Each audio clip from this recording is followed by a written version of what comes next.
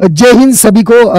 एक ऐसी घटना जिसके बारे में कई दिनों से चर्चा हो रही है, एक ऐसी घटना जिसके बारे में आप लोग सोशल मीडिया पे बहुत ज्यादा देख रहे होंगे। प्रयागराज में एग्जामपुर कोचिंग, जहां पर ऑफलाइन में एक ऐसी घटना हो गई जो कहीं ना कहीं हर एक अध्यापक के लिए चिंता का विषय बन गई, और एक ऐसी दुर्भाग्यपूर्ण घटना जिसने कहीं ना कहीं अध्यापक के मन में भी एक दहशत वाला माहौल पैदा कर दिया। यह मैं बात कर रहा हूं एग्जामपुर की विवेक सर की। जैसा कि मैंने देखा, अभी न्यूज चैनल में भी देखा, सेम डे मुझे जब पता चला कि एक यहां पर ऑफलाइन में 10-12 लोग घुस गए जो अराजक तत्व थे, और घुसकर उनसे रंगदारी मांगने की बात की, 1 करोड़ रुपए मांगने की बात की, जिसके बाद काफी झड़प हुई और झड़प इतनी ज्यादा बढ़ गई कि वो धमकी में भी तब्दील हो गई और वहां पर शासन प्रशासन भी पहुंच गया। निश्चित रूप से अगर मैं एक अध्यापक होने के नाते कहूं, या मैं एग्जामपुर में एक एज अ अध्यापक, एज अ टीम लीडर 2 साल कार्य करने का जो मेरा अनुभव रहा है, उस अनुभव के आधार पर मैं आज तक मैंने शायद ही कभी भी लगभग 1 साल होने जा रहा है मैं एग्जामपुर से अलग हुआ, लेकिन शायद ही मैंने कोई भी पब्लिकली कोई ऐसी बात कही हो जो विवेक सर को लेके कभी मैंने डायरेक्ट कमेंट किया हो, या कोई भी ऐसी बात जिसकी वजह से कोई डिस्प्यूट वाला मामला रहा हो। मैं इतना जरूर कहना चाहूंगा कि 2 सालों में जो मेरा अनुभव रहा हो, जितना मैंने विवेक सर को जाना है, एक भावुक इंसान है, बच्चों के लिए बहुत मेहनत करते हैं, बच्चों के लिए कई सेक्रीफाइस ऐसे किए जो मुझे भी लगा कि एक इंसान कैसे कर सकता है, एक अध्यापक कैसे कर सकता है। मतलब मैं ये सीधे तौर पे ये कह सकता हूं कि बच्चों के लिए सबसे ज्यादा मेहनत करने वालों की कतार में अगर मैं 5 लोगों का नाम लूं पूरे इंडिया में, तो निश्चित रूप से वहां पर विवेक सर का भी नाम जरूर आएगा। दूसरी एक सबसे बड़ी बात है कि जब आप किसी के साथ कार्य कर रहे होते हैं तो आपको उस व्यक्ति के बारे में पता होता है, उस व्यक्ति के बारे में आप जान रहे होते हैं। सारी चीजों को एक तरफ रखकर मैं सिर्फ इतना ही कहना चाहूंगा कि एक लंबे समय से, कई सालों से जिस तरह से ऑनलाइन की दुनिया में संघर्ष करने का काम किया, गरीब बच्चों तक शिक्षा पहुंचाने का कार्य विवेक सर के द्वारा किया गया, वो काबिले तारीफ है। मेहनत में मुझे नहीं लगता है कि आज की समय में एक कंपनी का ओनर होते हुए और इतनी ज्यादा कोई मेहनत कर सकता है। दूसरी, अगर मैं और भी कई चीजें ऐसी रही जिसके बारे में मैं आज खुल के बोलना चाहूंगा। सबसे पहले तो मैं फिर से ये बात कहूंगा कि ये जो भी घटना हुई ये बहुत ही दुर्भाग्यपूर्ण है, बिल्कुल गलत है। अगर ऐसा होता है तो निश्चित रूप से एक अध्यापक के लिए ये एक चिंता का विषय होता है, और ये पूरी तरह से गलत है। जैसा मैंने एक अभी न्यूज चैनल पर भी देख रहा था, तो उसमें पता चला जब बच्चों से इनसे बात कर रहे हैं कोई पत्रकार महोदय, तो यहां पे सिर्फ 3-4 बच्चे बैठे हुए हैं, और उनमें से वो बच्चे ये भी कह रहे हैं कि साहब डर का माहौल है और हम लोग डर रहे हैं, इसलिए आने से डर रहे हैं कि ऐसा ना हो कुछ बात हो जाए, और ये वो लोग गाली गलौज कर रहे थे, धमकी दे रहे थे। तो एक सबसे बड़ी बात है कि कोई अध्यापक जब दिल्ली शहर को छोड़कर प्रयागराज में गया तो निश्चित रूप से एक आशा के साथ गया होगा, कुछ सोच के गया होगा कि मैं और ज्यादा बच्चों के लिए बेहतर कैसे करूं। लेकिन जब ऐसा डर का माहौल बनता है तो बहुत ज्यादा चिंता का विषय बन जाता है। तो कहीं ना कहीं ये पूरी तरह से गलत है।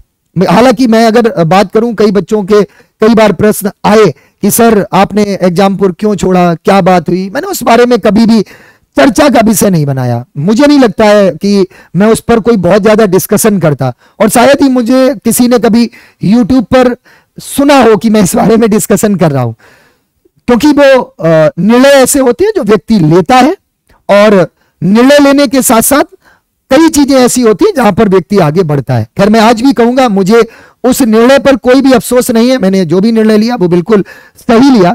हाँ, इतना मैं जरूर कहूंगा कि मैंने एक लंबे समय तक मेहनत की, एग्जामपुर में मेहनत की, और उसमें मुझे समर्थन भी मिला। जीरो से शुरू करना किसी चैनल को, और जब आप जीरो से शुरू कर रहे होते हैं तो निश्चित रूप से आपके पीछे जब तक सपोर्ट नहीं होता है, समर्थन नहीं होता है, जब तक कोई आपकी पीठ नहीं थपथपा रहा होता है, तब तक आप आगे नहीं बढ़ सकते। मैं उस मामले में एक ही बात कहूंगा कि मैंने जब भी कोई बात अगर शिक्षा से संबंधित सर के सामने रखी, क्योंकि मेरा बहुत कम इंटरेक्शन किसी से शायद ही होता था, और मैं इतना जरूर कहूंगा कि मेरा विवेक सर के साथ एक बहुत अच्छा इंटरेक्शन हमेशा रहा।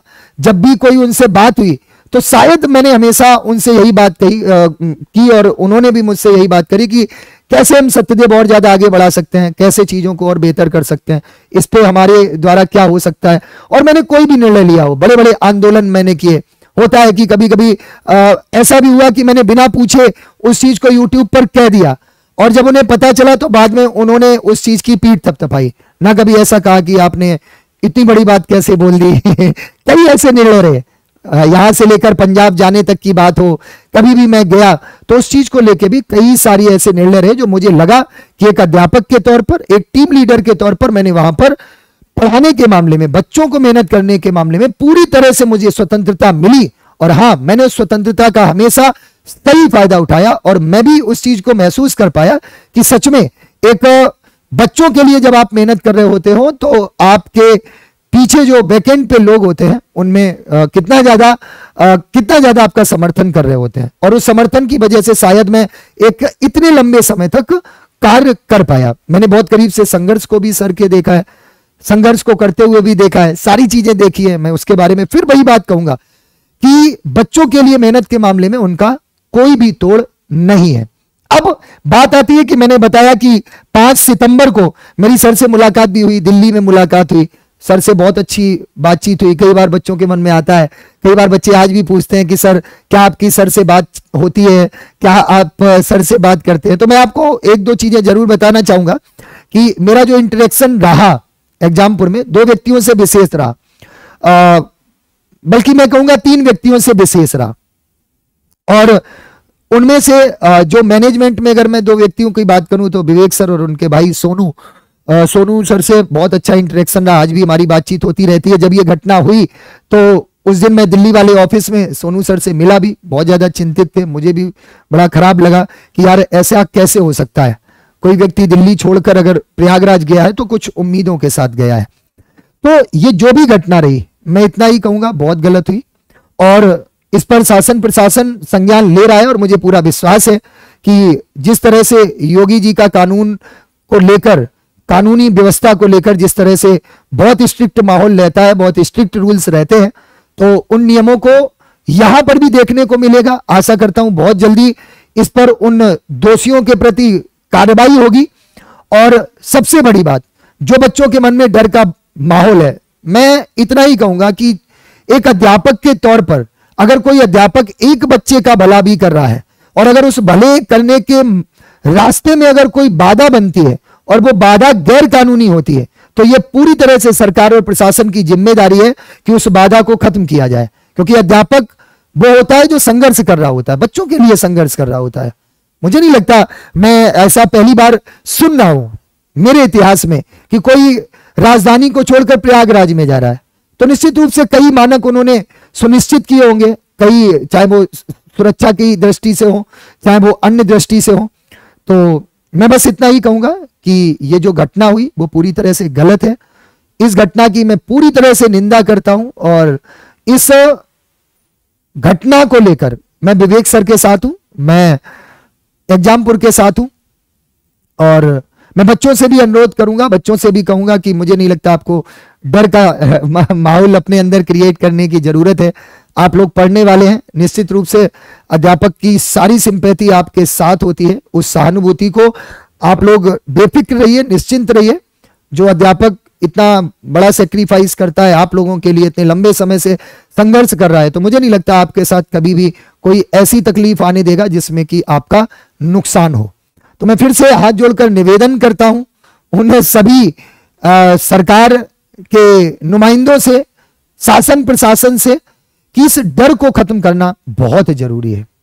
और यह डर अगर खत्म नहीं होता है तो निश्चित रूप से हर एक अध्यापक वर्ग के लिए, हर एक विद्यार्थी के लिए एक चिंता का विषय है। क्योंकि प्रयागराज उत्तर प्रदेश की वो जगह है जहां पर बहुत ज्यादा विद्यार्थी अपनी पढ़ाई को पूरा करने जाते हैं, शिक्षा को पूरा करने जाते हैं। और मुझे लगता है बहुत से अध्यापक जो इस घटना के बाद निश्चित रूप से उनके अंदर डर का माहौल होगा।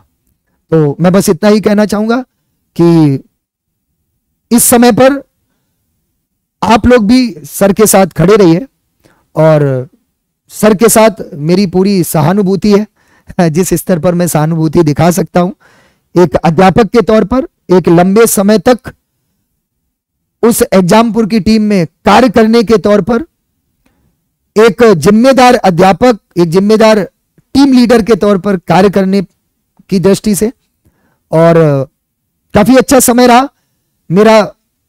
सारी चीजों को लेकर हमने बहुत सारी चीजें सीखी, सर से सीखी, उनके संघर्ष से सीखी, और बहुत सारी अच्छी यादें भी हैं, बहुत सारी अच्छी मेमोरीज भी हैं। तो थैंक यू। बाकी आप लोग भी बने रहिए। जय हिंद।